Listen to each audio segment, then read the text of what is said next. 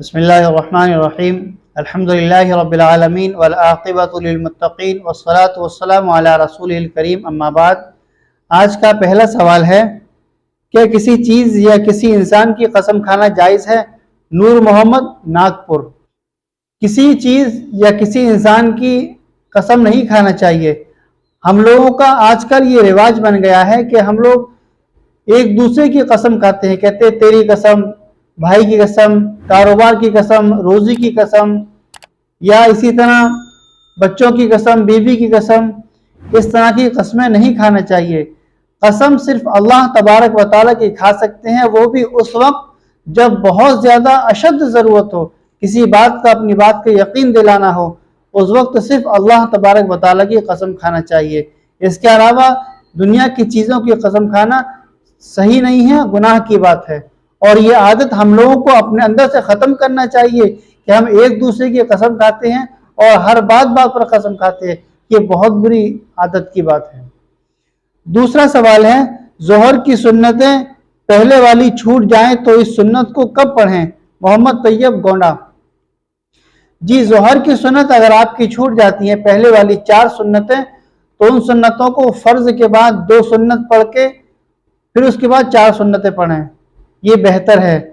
और अगर आप चाहें फ़र्ज के बाद 4 सुन्नतें, फिर 2 सुन्नतें, फिर 2 नफिल, इस तरह भी पढ़ सकते हैं। इसमें पढ़ने में आगे पीछे करने में कोई हर्ज नहीं, लेकिन जो बेहतर तरीका है, अगर फ़र्ज पढ़ें 2 सुन्नत, उसके बाद फिर 4 सुन्नत पढ़ें। तीसरा सवाल है, मुफ्ती साहब क्या बगैर वजू के दुरूद शरीफ पढ़ सकते हैं? शगुफ्ता नाज, जालौन। जी बिल्कुल, बिना वजू के दुरूद शरीफ पढ़ना जायज़ है, पढ़ सकते हैं, इसमें कोई हर्ज नहीं है। दुरूद शरीफ चाहे दुरूद शरीफ पढ़ें या कलमा पढ़ना है या कोई दुआ वगैरह बिना वजू के पढ़ सकते हैं। चौथा सवाल है, मुफ्ती साहब कब्र पर फूल चढ़ाना या डालना जायज़ है? अब्दुल गफ्फार, दहली। कब्र पर फूल चढ़ाना ये शरीयत के अंदर कहीं से भी इसका सबूत नहीं मिलता है, ना अहादीस मुबारका से, ना किसी भी अकाबरीन से इस बात का सबूत नहीं मिलता है कि कब्र पर फूल चढ़ाए जाएं। बाज़ लोग ये कहते हैं कि हम कब्र पर फूल इसलिए चढ़ाते हैं कि वो फूल और पत्ती अल्लाह का जिक्र करते हैं। अगर आप हर हफ्ते जाकर, हर रोज़ जाकर आप 10 रुपए के फूल चढ़ाएंगे, वो 10 रुपए के फूल चढ़ाकर वो एक दिन के बाद वो तो फूल सूख जाते हैं, और जो हरा पत्ता होता है, हरी शाख होती है, हरा पौधा होता है, वो अल्लाह का जिक्र करते हैं।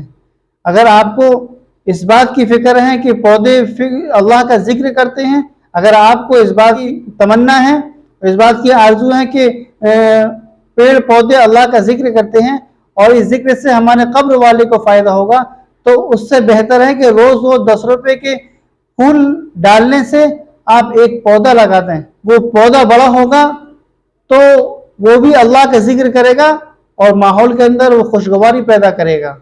तो इसलिए बार बार पैसे ना खर्च करके आप एक बार एक पौधा लगा दें, काम बन जाएगा। रोजाना पैसे खर्च करने की फिजूल खर्ची में क्यों पड़ने की जरूरत है?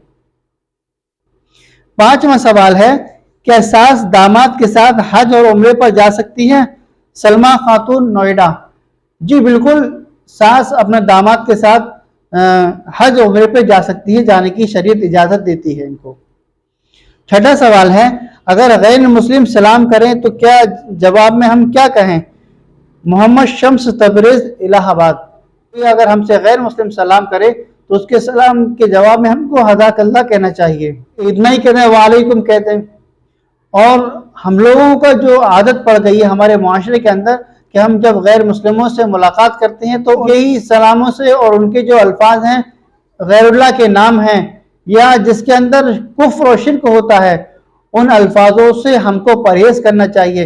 अक्सर आजकल फ़ोनों पर जब फ़ोन करते हैं वो लोग तो नमस्कार कहते हैं, तो ये सब कुफ्रिया जुमले हैं, इनसे बचना चाहिए। अगर हमको उनको सलाम करना है तो उनसे आदाब अर्ज़ है कहते हैं या हदाकल्ला उनके जवाब में कहते हैं, अपने उनके ही अल्फाज में ये बातें कहना या अपनी ज़ुबान से उनको नमस्कार करना, या इस तरह के कोई भी अल्फाज होते हैं उनके, नमस्ते, नमस्कार या कुछ भी होता है, इससे हम लोगों को बचना चाहिए। आपका कोई सवाल है, आपका कोई मसला है, तो उसको बेझिझक जो नंबर स्क्रीन पर दिया जा रहा है उस पर भेजें, इंशाअल्लाह आपके मसले को हल किया जाएगा। आपके बहुत सारे सवालात मिल रहे हैं, आप भेजते रहिए, इंशाअल्लाह जवाब मिलते रहेंगे। अस्सलामु अलैकुम वरहमतुल्लाहि वबरकातुहू।